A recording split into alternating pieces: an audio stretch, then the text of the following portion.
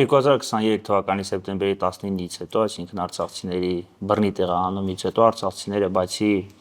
ագրեսիայի հետևանքով առաջացած խնդիրներից, այսինքն ռազմական ագրեսիայի հետևանքով առաջացած խնդիրներից առնչվել են մեկ այլ խնդրի կապված քաղաքացիության ընդունման հետ։ Մենք բոլորս արցախցիներից միշտ գրկրում ենք Հայաստանի Հանրապետության քաղաքացու անձնագիր եւ երբեւե որևէ հարց չէր քննարկում, որ արցախցին կարող է հանկարծ օրից մի օր չհամարվել Հայաստանի Հանրապետության քաղաքացի։ Գրելով Հայաստանի Հանրապետության քաղաքացու անձնագիր չհամարվել Հայաստանի Հանրապետության քաղաքացի, բայց Հայաստանի Հանրապետությունը մեզ ճանաչեցին փախստական, իսկ փախստական կարող է ճանաչել միայն այն անձով, որ չունի քաղաքացիություն կամ հանդիսանում է օտարերկրյա քաղաքացի, եւ ըստ այդմ դրանով կառավարությունն իր որոշմամբ շեշտադրում կատարեց այն հանգամանքի վրա, որ արցախցին չի հանդիսանում Հայաստանի Հանրապետության քաղաքացի։ Իրավական առումով սա աբսուրդ է այնքանով, որքանով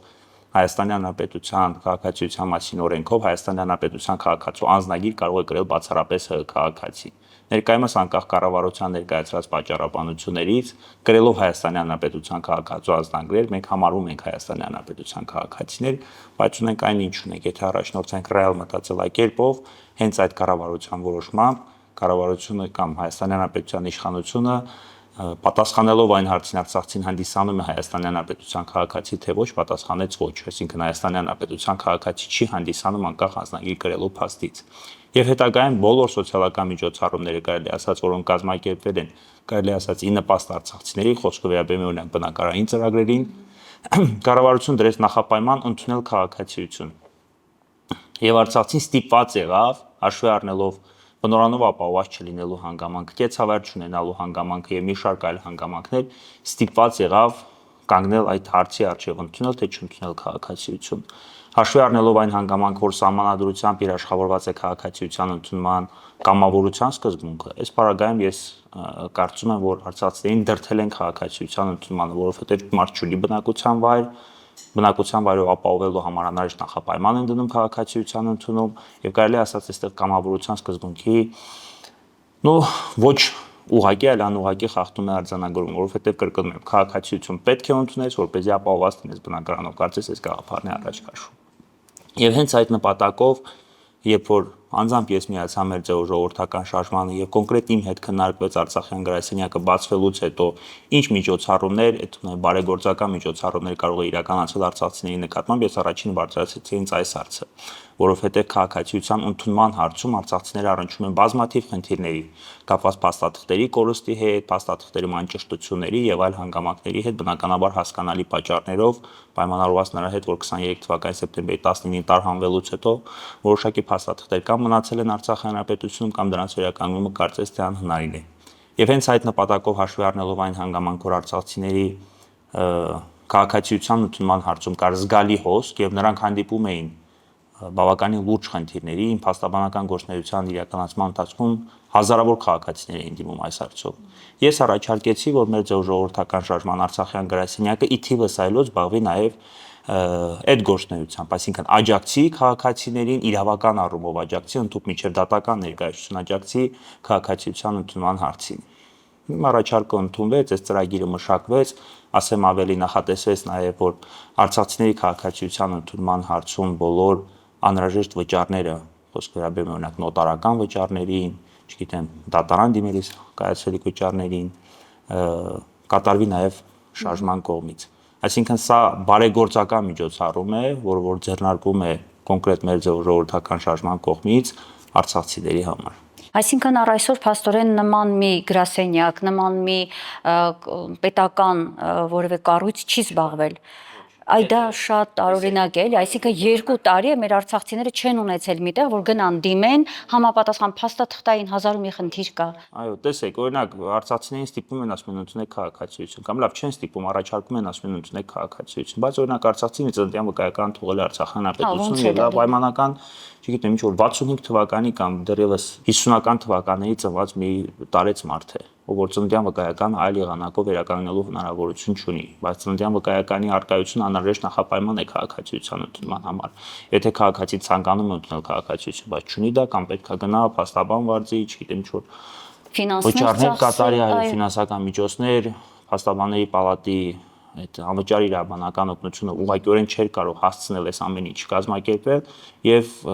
Արցախցին կանգնում էր քաղաքացիություն ընդունելու հարցում լուրջ խոչընդոտի առջեւ։ Հաշվի առնելով այն հանգամանքը, որ այդ քաղաքացիության ընդունման հանգամանքից էր կախված կարելի ասել հետագա կյանքը, այո, ոչ միայն աշխարհային ծառայության պաշտոն զբաղեցնելու հանգամանքը, ամենակարևորը բնակարանով ապահովված լինելու հանգամանքը եւ մի շարք այլ հանգամանքներ, մենք որոշեցինք այս ծրագրի հարցում, այսինքն այս միջոցառման շրջան, այդ քաղաքացիության ընդունման process-ում, ընթացակարգում ցուցաբերել արցախցիներին աջակցություն։ Հա, այստեղ իհարկե հետաքրքիր, ես բազմաթիվ արցախցիների հետ որ զրուցել եմ, իրենք ասում են չենք ընդունելու քաղաքացիություն, այսինքն կար այդ ընդվզումը։ Հիմա պետք է դա թե պետք չէ, սա մեկ, եւ երկրորդը կա հետեւյալ կարծիքը, որ այդ քաղաքացիության ընդունման աջակցությունը ունի հատուկ քաղաքական նպատակադրում գարիկ ընտրությունների մասնակցության առումով։ Կխնդրեմ այս երկու հարցին, որտեղ բավական կարևոր են դրանք բարձրաբանել։ Նախ ես տեղեկացնեմ, որ գրասենյակի բացման օրվանից մինչև հիմա հարյուրավոր արցախցիներ արդեն մեր օժանդակությամբ ընդունել են Հայաստանի Հանրապետության քաղաքացիությունը ու ամենայն դեպքում խոչընդոտները քաղաքացիության ընդունման հարցում վերացվել են։ Ծննդյան վկայականներ են վերականգնել, նոտարական եղանակով տարբեր փաստեր են հաստատվել, անգամ հասցրել են դատարան դիմել որոշակի իրավաբանական նշանակություն ունեցող փաստեր հաստատելու գործում։ Ինչու չեն արցախցիները, ոմանք արցախցիներից ոմանք չեն ուզում, այսպես ասած, ընդունել Հայաստանի Հանրապետության քաղաքացիություն։ Նախ մենք բոլորս մեզ համարում ենք Հայաստանի Հանրապետության քաղաքացիներ, բայց եթե առաջնորդվում ենք ռեալ մտածելակերպով եւ հաշվի առնում կառավարության որոշումն ու դրա հետևանքները, ինչպես նաեւ մեր արժեվ դրված նպատակները, մենք կրկնում ենք հակված ենք քաղաքացիություն ընդունելու։ Արցախցիներից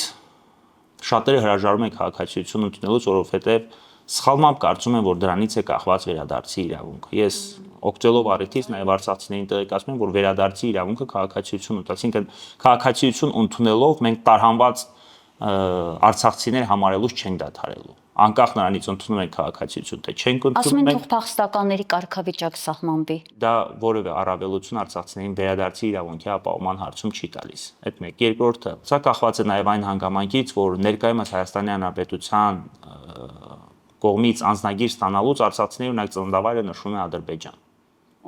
Այո, նշվում է Ադրբեջան եւ դա եւս արցախցիների համար բարոյական առումով խոչընդոտ է քաղաքացիության ընդունման հարցում։ Այնուամենայնիվ կրկնում եմ, կապված այդ կոնկրետ այդ բնակարային աջակցության ծրագրերի հետ եւ իր ճակատագրի հետ քաղաքացիության ընդունումը այս պայդրությամբ այլընտրանք չունի։ Ես չեմ թաքցնում, որ քաղաքացիության ընդունումը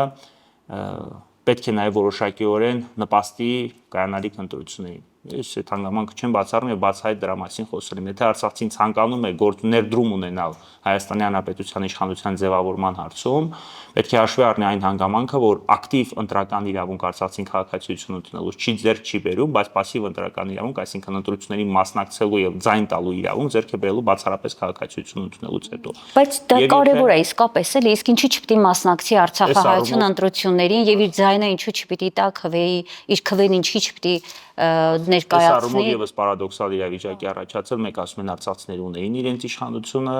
բայց արցախցիները այլևս կարծես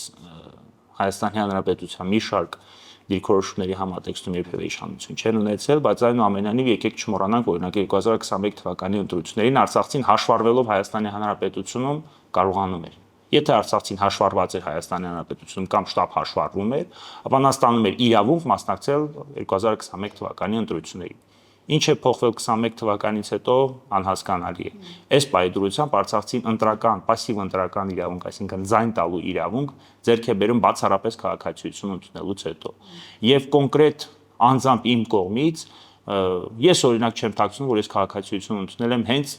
Հայաստանի Հանրապետությունում սպասվող ընտրություններին մասնակցելու նպատակով եւ իմ ձայնի իրավունքը իրացնելու նպատակով, որովհետեւ ես կարծում եմ, որ պետք է Արցախցին եւս ներդրում ունենա Հայաստանի Հանրապետության իշխանության ձևավորման գործում։ Ինչ վերաբերում է կոնկրետ մեր կողմից իրականացվող միջոցառումը քաղաքական նպատակ հետապնդելուն, այդ թեման իրոք շատ է արծացում, մարդիկ նշում են, որ մեր ձևով փորձում է արցախցիներին քաղաքացիություն ընդունմանը աջակցել, հետագայում, չգիտեմ,